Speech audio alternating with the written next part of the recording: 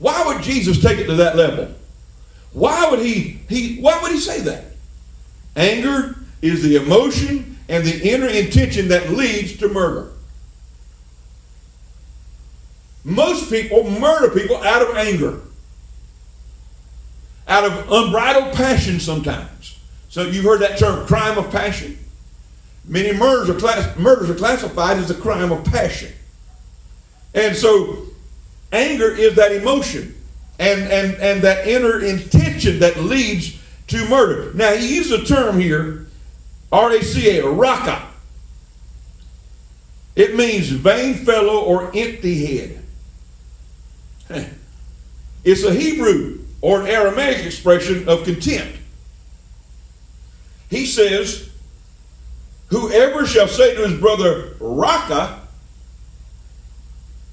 you empty-headed idiot, you blockhead, you vain fellow, or you worthless person, he says they will be in danger of the council. Now, the council is a reference to the Jewish religious council who was called the Sanhedrin. They would be in danger of being called on the carpet, called into account by the Sanhedrin. But then he says this,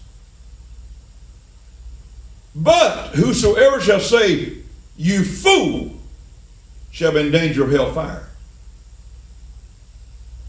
Whoever says, the extended Greek says, you cursed fool, you empty-headed idiot.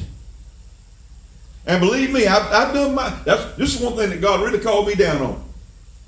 Is my wording, my phraseology, because I really, in recent times, I really called a lot of people idiots because I really thought they deserved the classification. But that doesn't give, and I'll get to some of that in a minute, that doesn't necessarily give me the right. Just because I think I'm right doesn't give me the right to violate what the Lord's saying here.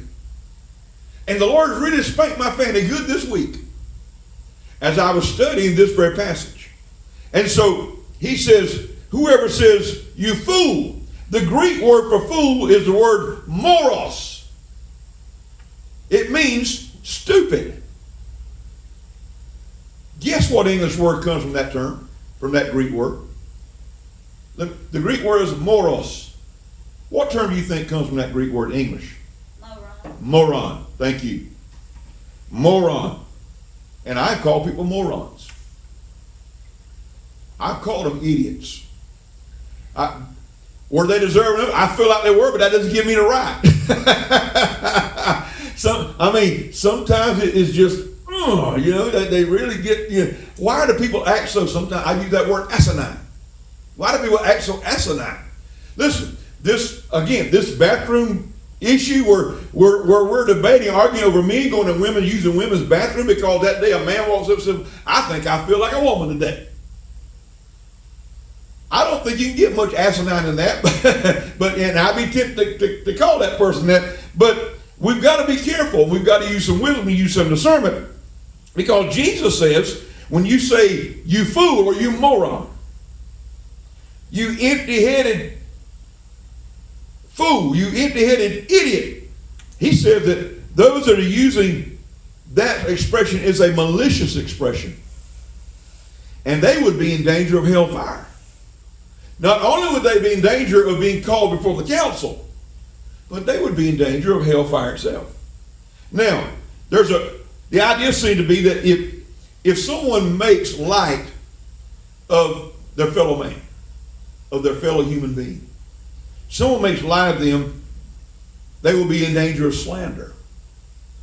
And if one makes bitter, damning statements with reference to hell toward his fellow man, he shall be actually in danger of hell himself. In other words, how many times have you heard the expression all your life? You heard someone tell somebody to go to hell. You go to hell. Listen, that person who's using that verbiage and using that phraseology is placing themselves in danger of hell. It's mighty funny to me, and this is hot off press. Ain't my notes or anything, it's hot off press. This just popped up in my spirit. It's mighty funny to me how we're always told, oh, judge not lest you be judged. You can't judge me. And we've already been there before about how out of context and out of whack that statement is being used nowadays. But it's mighty funny to me. Most people who use that statement will be some of the very first ones to tell somebody else, you go to hell. Or I'll see you in hell. Or, you know the terminology that's used in that regard. And so they place themselves. Well, if you aren't judging somebody, condemning somebody, if that's not judging, condemning somebody irrationally and carnally, what is? Amen? That just came up. I just popped that out. So you ain't got to buy it, ain't for sale. But so Jesus, in other words, he says it would appear that the word fool is considered by Christ a hellish term. If you take a notice, you might want to jot that down. The word fool, as Christ speaks here, is considered a hellish term. So, and for years I've tried not to call people